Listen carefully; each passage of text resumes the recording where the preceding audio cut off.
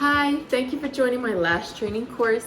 Just to start off with, this is not a certification course. This is not licensing. This is basic training and getting more comfortable with how to do lashes. So this is a really good course to take if you're going to be getting certified soon, you want to get a little more familiar with it, or to even see if you like doing lashes at all. So let's get started.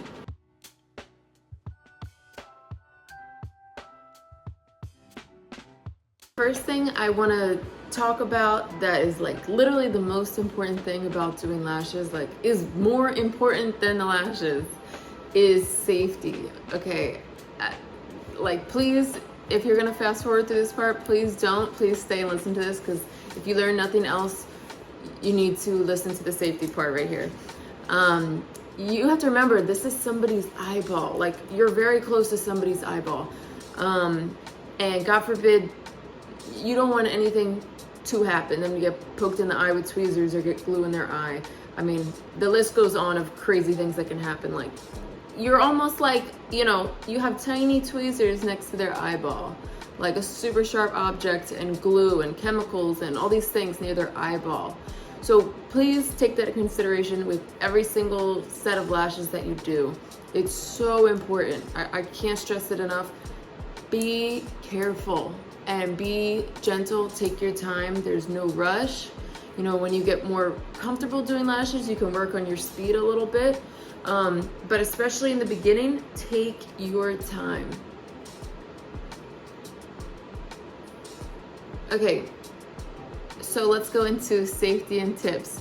As I just said, safety is extremely important. It is somebody's eyeball. Lashes should never clump together. So you need to isolate every single individual lash on somebody's eye. If two lashes, so let's pretend this is a natural lash, right? If two of them get glued together with a lash on top, all the lashes don't grow at the same speed, right? So when these start to grow out, one of them is going to grow faster and it's going to break off, which is going to damage their natural lash. So isolation is key. Every single lash that you put on needs to go on its own individual single lash. Also, the glue and the lash extension should never touch the eyelid. It's never touching the skin. The lashes should never touch somebody's skin. So it needs to always be on the lash only. That way, when your natural lash grows out, the lash extension grows out with it. If it touches the skin, it's gonna cause irritation. It's probably gonna make their eyelid puff up as well. So clean lashes is super important from avoiding any like eye infections. You know, you can actually get a yeast infection on your eyelids and lashes, which is so gross, but it happens. And what that's from is when people don't wash their lashes, there's a buildup of dirt, you know, dust, makeup, whatever else is on there from the day. It can burrow its way in between your lashes and then eventually grows on your eyelid. So make sure you remind your clients to wash their lashes daily, or at least every other day. And you can do that for your clients too before an appointment. It's good to wash and prime their lashes before the appointment. That way it's, you know, better retention for when you're putting the lashes on. And it's just something, you know, it's clean for you to work with, and it's more sanitary as well.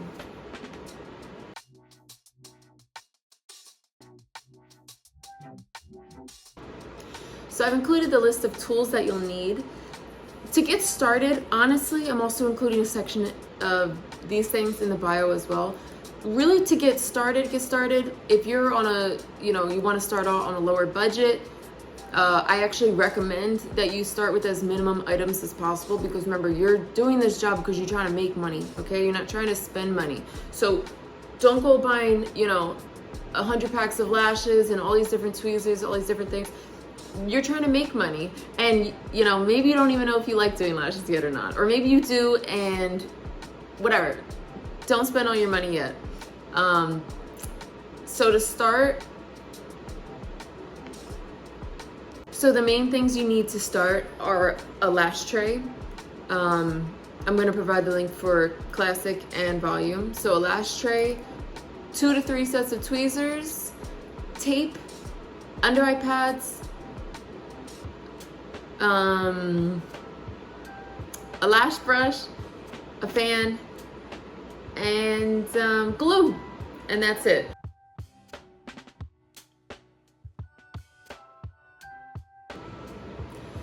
So there's a few different types of lashes, but if you want to really break it down into two categories, there's single lashes and there's fans. Single lashes or classic lashes are where you're putting one individual lash on top of one natural lash. So one-on-one, this is, I guess you could say, the easiest of lashes to do. I think that if you want to learn how to do fans, you should master classics first. Really, when you learn classic individual lashes, it's really, you're gonna be really comfortable with working around somebody's lashes, learning different styles, different shapes, and really classic lashes are underrated and very beautiful.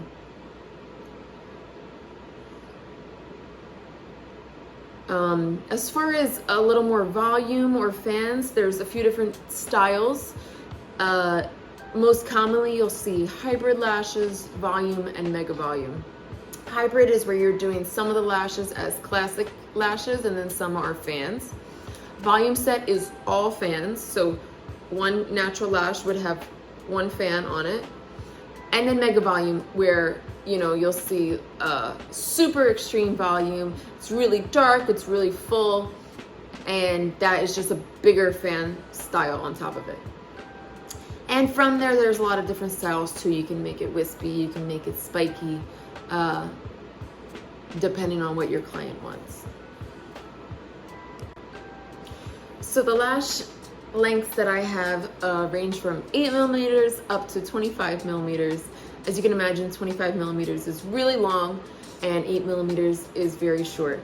The average that a person would like is typically, I would say, on the smaller end of 10mm up to 14mm. So if you're not sure what someone wants and this is your first time working with them, they have, maybe they showed you a picture, maybe they didn't, and they don't really know what length they want.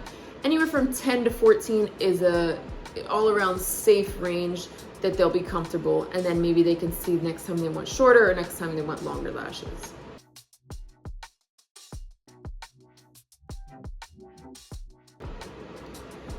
The weight of the lashes is also important to the natural lash health as well as the look and style of the lash extensions. So 0.03 is the lowest, and then going up is a heavier weight. So 0.03 is the lightest weight. This is really good when you're making mega volume fans because each individual lash is so lightweight, you can add more fans on there. I typically work with 0.05s and 0.07s for volume, primarily 0.05s. I think the 0.05 weight looks the prettiest. You can make a really big fan without it being too heavy on the natural lash. The problem with using a really heavy lash, like anything above 0.07 as a fan, is that it can be too heavy for a natural lash and it can snap the natural lash off. 0.07 is also good for spikes and maybe smaller fans. And then for classic lashes, 0.10, 0.15, 0.2 are really great. I've been using 0.2 a lot for classic lashes lately, and it really makes them stand out. It almost looks like a hybrid set. It makes them look more full. And you'll notice when you look at the lash, depending on the weight of it, the 0.03s are very, very skinny. And then going upwards to 0.2, the lash is actually thicker. So that's kind of the difference, is when the lash number gets higher of the weight, the lash itself is going to be a little bit wider and will appear a little bit darker on the lashes.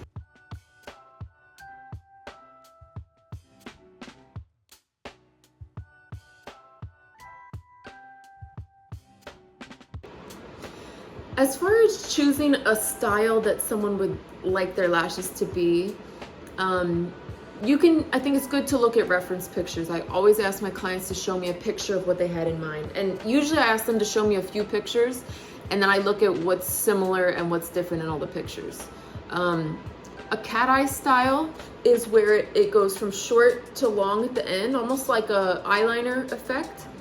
A natural style is just when it goes shorter to longer, maybe by only 3 different numbers. So you could do, let's say 12, 13, 14.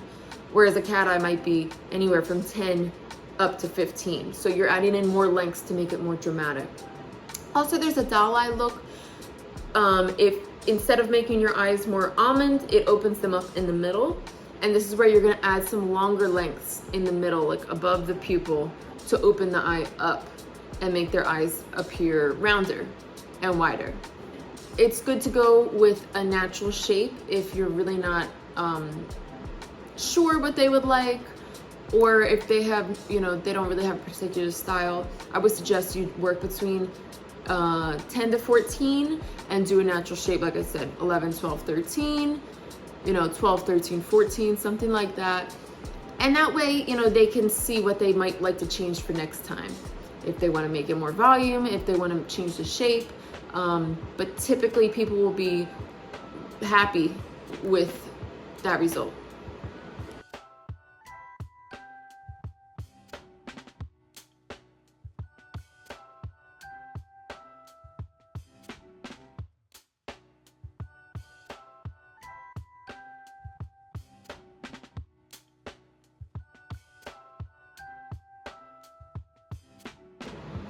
Okay, next thing is the curl of the lash. So the ones that I mostly work with are C curl and D curl. And so the lower the letter, the more flat the lash. So for example, just work with me that this is your lashes. So if it's a lower letter like an A or B, it's gonna be flat. C, D, double D. So when the number gets, when the letter gets higher, that's when the lash gets more curly. So C and D, I think, are really flattering on someone's eye. C is if they'd like it a little more natural looking, and D is a little bit more glamorous.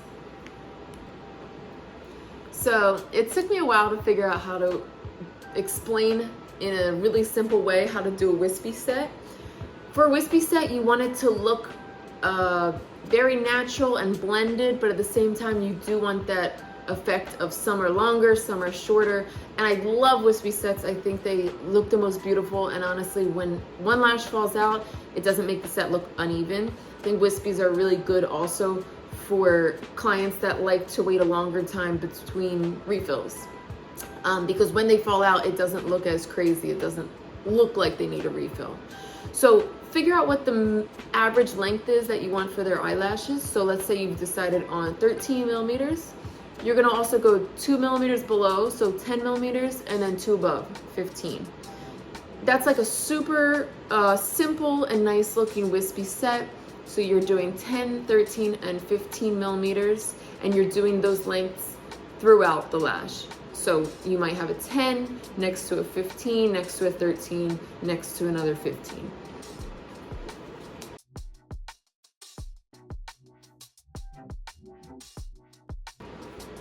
So something I really struggled with when I first started was glue and retention. So some days I would do people's lashes and they would last for 2-3 weeks before refill. Other times I would do it and they would fall off the next day. And that is so frustrating when you're working for, you know, an hour, 2 hours, and they text you saying the next day all their lashes are gone. I couldn't figure out what it was. You know, every 2 weeks I was buying different brands of glue. I was buying the same glue. And I had no idea where to look. So I started doing a little research. And really what it is every glue is listed of how much humidity and how much temperature is ideal for them to last. And this is crucial to having your glue have good retention and having it work for you. So I'm mobile, I travel to people's houses, and what I realized is I need to have some sort of container to keep them in at a certain humidity. So I've included that in the description below. I recommend that even if you're not traveling to people's houses and you have a studio or you work in your house, you should keep this as well, because it's keeping that glue at that same humidity all the time. Temperature, you know, as long as it's not too hot or too cold, somewhere in your house is fine to store the glue, but the humidity is really, really important. So with the glue that I have in particular, you need to find what humidity amount is correct for it. I have a humidity pack in there that's in, I believe it's 62%, I have to check. but that's the glue, the humidity amount that's correct for that glue to preserve it. And ever since I started doing that, my retention's been great, and I have had no issues about anyone's lashes falling out the next day, which is a relief. The glue expires within 30 days, so you need to be getting a new glue. I get a new glue every 2 weeks, but up to 30 days maximum. Anytime after that, it's just not gonna stick right anymore, and also can cause irritation to their eyes. It kind of loses its chemicals, I guess. It breaks down and it doesn't quite stick right. So every up to maximum 30 days, you need to be buying a new glue. Also, you need to keep it in the amount of humidity that's listed on the packaging, as well as keep it in an airtight container and keep it out of sunlight. I carry mine with me every time I go to appointments, and I bring it back in my bag and bring it back inside the house. So try not to let it stay too long in extreme weather like heat or cold. Taping down the bottom lashes, also really important for when you're getting started setting up. You want to make sure that every single lash is taped down without the tape touching the waterline. So 2 things for this: if any hair is not under the tape, it could get glued to the top. And then as well, if the tape is touching the waterline, it's going to irritate your client, and their eyes will probably water, and they'll probably be too uncomfortable to continue. So make sure you're taping every single hair down without getting too close inside of the eyeball. Lashes to avoid. So any lashes that are growing in that are like really baby small, these are baby lashes that are coming in fresh. You don't want to touch those. They need time to develop. They need time to grow. So leave them alone, let them do their thing. And then when they're fully grown out, that's when you can, put a lash on them. Also, any lashes that have like a blunt broken end, so you'll see natural lashes will kind of taper off at the end. If you see a lash that has like a blunt cut end, leave that alone too. That's a damaged lash, and we don't want to add more damage when there's already damage there. Also, the fumes in the glue are super potent. Like, if you try to put on your own lash extensions on your own eyes, like I did when I first started, you will have to go to the hospital. Okay, it's not possible. So make sure you tell your clients to keep their eyes closed at all times. I know sometimes they want to check their phone. Really advise them against it. And if they do open their eyes, they're gonna realize they don't want to keep their eyes open for very long because it's strong. So make sure their eyes are closed at all time. This includes too when you're taping up the eyelid to get more coverage in the eye. Make sure you don't pull it too tight to open their eye, okay? You just want to slightly lift up the tape. Yeah.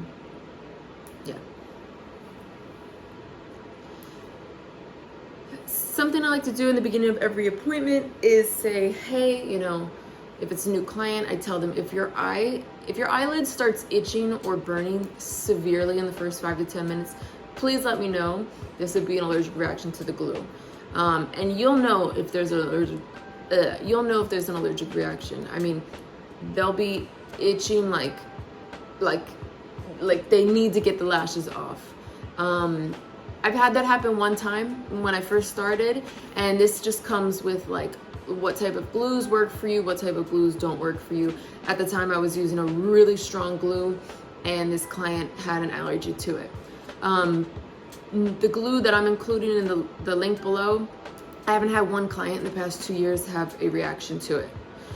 Sometimes your clients may have an itch the day after, like an itchy eyelid or itchy lash line for a day or two.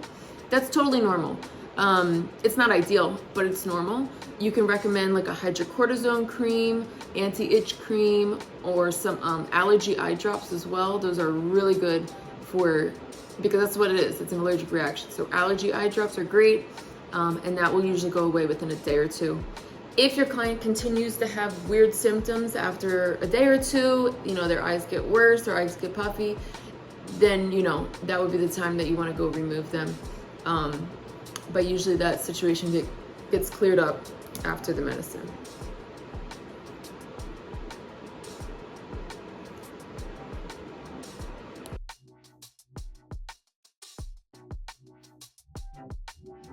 Now, I'm also going to provide the link for the Lash doll training head so that you can practice. But if you don't want to spend the money on the lash doll head, and you want to just get started right away, you can always use a piece of paper. So I'm just going to show you, for example, I just have this, you know, random paper here.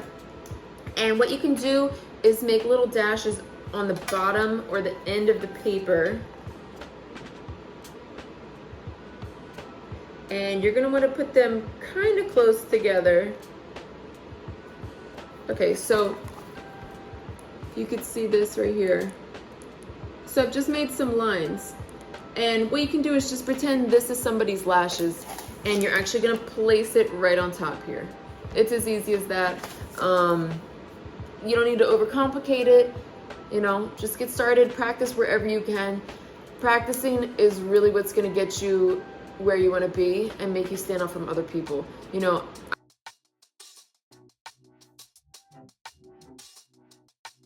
I wanted to provide a free course for people to take so that they can get started and see if they like doing lashes. Learning how to do lashes was life-changing for me, and it's helped me get the life that I want to live down here in Miami, Florida. And I know it can be expensive going into certification. A lot of times it's $1,000 and up. So this is kind of a start, so you can at least see if you like it, you know, practice, get familiar, and go from there. I've also included a PDF of all the information I'm telling you in the description below, so feel free to download that so you can keep that on hand.